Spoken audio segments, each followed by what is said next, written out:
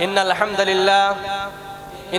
لله نحمده ونستعينه ونستغفره ونعوذ بالله من شرور أنفسنا ومن سيئات أعمالنا من يهده الله فلا مضل له ومن يضلله فلا هادي له ونشهد أن لا إله إلا الله وحده لا شريك له ونشهد أن محمدا عبده ورسوله أما بعد فأعوذ بالله من الشيطان الرجيم بسم الله الرحمن الرحيم وقال الذين كفروا لا تسمعوا لهذا القرآن والغوا فيه لعلكم تغلبون إلى الآخر آية الحمد لله সমস্ত প্রশংসা সমস্ত গুণগান সেই মহান রব্বুল আলামিনের দরবারে যে মহান রব্বুল আলামিন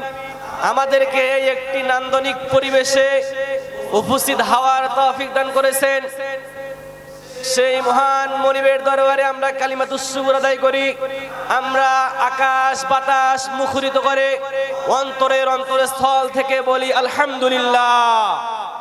এরপরে আমাদের বিশ্বনবী যিনি অক্লান্ত পরিশ্রম করেছেন ইসলামকে প্রতিষ্ঠা করার জন্য, যিনি বিভিন্ন প্রান্তে ইসলামকে ছড়িয়ে দিয়েছেন ইসলামকে কায়েম করার জন্য, ওই বিশ্বনবীর উপর দরুদ পাঠ করি বলি সাল্লাল্লাহু আলাইহি ওয়াসাল্লাম।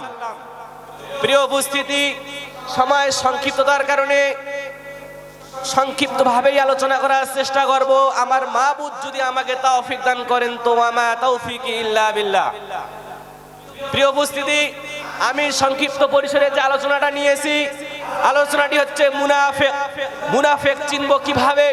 আমাদের সমাজে আমাদের দেশে মুনাফিক দিয়ে আমাদের সমাজ দেশ ভরপুর হয়ে গেছে। আমাদের মুনাফিক চেনার সময় চলে এসেছে। আল্লাহ সুবহানাহু ওয়া তাআলা বলছেন ওয়াকালাল্লাযীনা কাফারু লা তাসমাউ লিহাযাল কুরআন ওয়ালগাউ ফীহি লাআল্লাকুম তাগলিবুন। সেই 1450 বছর আগে আল্লাহ সুবহানাহু ওয়া তাআলা আয়াত নাযিল করলেন। আল্লাহ সুবহানাহু ওয়া তাআলা বলতেছেন ওয়াকালাল্লাযীনা কাফারু, কাফিররা বলে লা তাসমাউ লিহাযাল কুরআন, তাদের অনুসারীদেরকে বলতো তোমরা এই কোরআন শুনবা না এবং যারা শুনবে তাদেরকে বাধা দেবে। লিহাযাল কুরআনি ওয়ালগাউ ফীহি লাআল্লাকুম তাগলিবুন, তোমরাও বিজয়ী হবে এবং তারাও পথভ্রষ্ট হবে। আল্লাহ সুবহানাহু ওয়া তাআলা বলছেন 1450 বছর আগে আমাদেরকে এই মেসেজ দিয়েছেন। আজকে মুনাফিকদের চেনার উপায়, এই মুনাফিকরা আজকে আমাদের সমাজে এই কোরআনের বাণী প্রচার হলে, কোরআনের তাফসীরগুলো হলে, এরা কোরআনকে এই তাফসীরগুলোকে মনোযোগ দিয়ে না শুনে যখন তাদের বিরুদ্ধে যায়, যখন তাদের বিপক্ষে যায়, তখন তারা পিছন দিক দিয়ে তারা লেজ গুটিয়ে ভাগিয়ে যায়।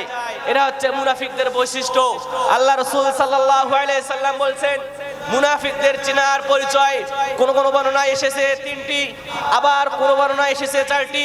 আল্লাহ রাসূল সাল্লাল্লাহু আলাইহি সাল্লাম বলেন ইযা তুমিনা খানা, মুনাফিকদের প্রথম নাম্বার পরিচয় চেনার একটি হচ্ছে তাদের কাছে আমানত রাখা হলে তারা আমানতের খেয়ানত করবে। দ্বিতীয় নাম্বার হচ্ছে ওয়াইযা হাদাসা কাযাবা, আর যখন তারা কথা বলবে কথায় কথায় মিথ্যা কথা বলবে। আজকে আমাদের সমাজে ভরপুর হয়ে গেছে বিভিন্ন নেতা নেত্রীরা। আজকে আমাদের সমাজে তারা এই সেজে এলে তারা পরিচয় দেয় অমুক করে দেব তমুক করে দেব, সমাজকে সুশিক্ষা শিক্ষিত করে দেব, সমাজের রাস্তাঘাট কালভাট সব কিছু আমরা উন্নত করব প্রতিশ্রুতি দেয়, কিন্তু তারা যখন নির্বাচনে জিতে যায় তারপরে তাদেরকে খুঁজে পাওয়া যায় না। এরা হচ্ছে 1 নাম্বার মুনাফিক, টাটকা মুনাফিক। প্রিয় উপস্থিতি, এরপরে আল্লাহ রাসূল সাল্লাল্লাহু আলাইহি সাল্লাম বলেছেন যে 3য় নাম্বার যে গুণটি রয়েছে ওই গুণটি হচ্ছে তারা বলবে যখন ঝগড়া ফাসাদ করবে তখন ভাষায় গালিগালাজ করবে। আল্লাহ রাসূল সাল্লাল্লাহু আলাইহি সাল্লাম এই মুনাফিকদের পরিচয় দিয়ে বললেন এরা হচ্ছে সেই মুনাফিক। আল্লাহ সুবহানাহু ওয়া তাআলা বললেন ইন্নাল মুনাফিকিনা ফিদ দারকিল আসফালি মিনান নার। আল্লাহ সুবহানাহু ওয়া তাআলা বললেন এই মুনাফিকরা থাকবে জাহান্নামে, শুধু জাহান্নামে না, ফিদ্দারকিল আসফালি মিনান নার, এই মুনাফিকরা থাকবে জাহান্নামের একেবারে নিম্ন স্থানে। আল্লাহ সুবহানাহু ওয়া তাআলা মুনাফিকদের সম্পর্কে একটি সূরা নাযিল করেছেন যেটা 1.5 পৃষ্ঠার কাছাকাছি, আর কাফেরদের সম্পর্কে আল্লাহ সুবহানাহু ওয়া তাআলা একটি সূরা নাযিল করেছেন কিন্তু কয়েক লাইনের মধ্যে সীমাবদ্ধ রয়েছে। কারণ এই কাফেররা আমরা চিনতে পারি যে কাফের কোনটা, বেধর্মীরা কোরআনের বিরুদ্ধে যারা যাবে এরা হচ্ছে মুনাফিক, আর বেধর্মী যারা ইহুদি নাসারা আরো অন্যান্য ধর্মাবলম্বী রয়েছে এরা একেবারে স্পষ্ট যে এরা ইসলামের বিপক্ষে, এরা ইসলামের বাইরে অন্য ধর্ম পালন করে। কিন্তু মুনাফিক নামের এই শয়তানকে চেনা যায় না, কারণ এই মুনাফিকরা তৈরি হয় মুসলমানের পক্ষ থেকে, মুসলিমের ভিতরেই মুনাফিক তৈরি হয়। এই জন্য আল্লাহ সুবহানাহু ওয়া তাআলা মুনাফিকদের জাহান্নামে যে আযাব দিয়েছেন, এই আযাব, এই শাস্তি তাদের দিয়েছেন যেটা একেবারে সর্বনিম্ন স্থানে এদের শাস্তি। প্রিয় উপস্থিতি, আল্লাহ সুবহানাহু ওয়া তাআলা বলতেছেন ওয়া মিনান নাসি মান ইয়াকুলু আমান্না, আর এমন একটি সময় আসবে, সে সময়ে একদল বলবে মান আমান্না, আমরা ঈমান আনছি আল্লাহ সুবহানাহু ওয়া তাআলার উপর, ওয়া বিল ইয়াউমিল আখির, আর আমরা ঈমান এনেছি আখিরাতের উপর, ওয়া মা হুম বিমুমিনিন। আল্লাহ সুবহানাহু ওয়া তাআলা বলতেছেন এরা মুমিন না, এরা মুখে উচ্চারণ করেছে কিন্তু অন্তরে বিশ্বাস রাখেনি। এরা মুখে উচ্চারণ করেছে আমরা ঈমান এনেছি আল্লাহর পক্ষে, আমরা ঈমান এনেছি আখিরাতের উপরে, কিন্তু এরা প্রকৃত মুমিন না। কারণ আল্লাহ সুবহানাহু ওয়া তাআলা বলতেছেন এরা হচ্ছে টাটকা মুনাফিক। আল্লাহ সুবহানাহু ওয়া তাআলা অন্য আয়াতের মধ্যে বলতেছেন ইউখাদিউনাল্লাহা ওয়াল্লাযীনা আমানু, আর তারা বলে আমরা এবং আল্লাহ সুবহানাহু ওয়া তাআলার এবং তার মুমিন বান্দাদেরকে ধোঁকা দিচ্ছি। তারা ভাবে, তারা চিন্তা চেতনা করে যে আমরা আল্লাহ সুবহানাহু ওয়া তাআলা এবং তার মুমিন বান্দাদেরকে ধোঁকা দিচ্ছি।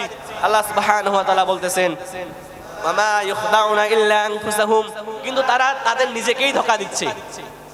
প্রিয় উপস্থিতি, মুনাফিক চিনবেন, কারণ মুনাফিকরা এরা হচ্ছে ইসলামের মধ্যে যেমন ক্যান্সারের অ্যানসার খুঁজে পাওয়া মুশকিল হয়ে যায়, তেমনি ভাবে এই মুনাফিকদের চেনা মুশকিল হয়ে যায়। এই মুনাফিকরা ইসলামে যতটা ক্ষতি করে কাফের, বেধর্মী, ইহুদি নাসারারা এরা তার চেয়ে কম ক্ষতি করে। কারণ মুনাফিকরা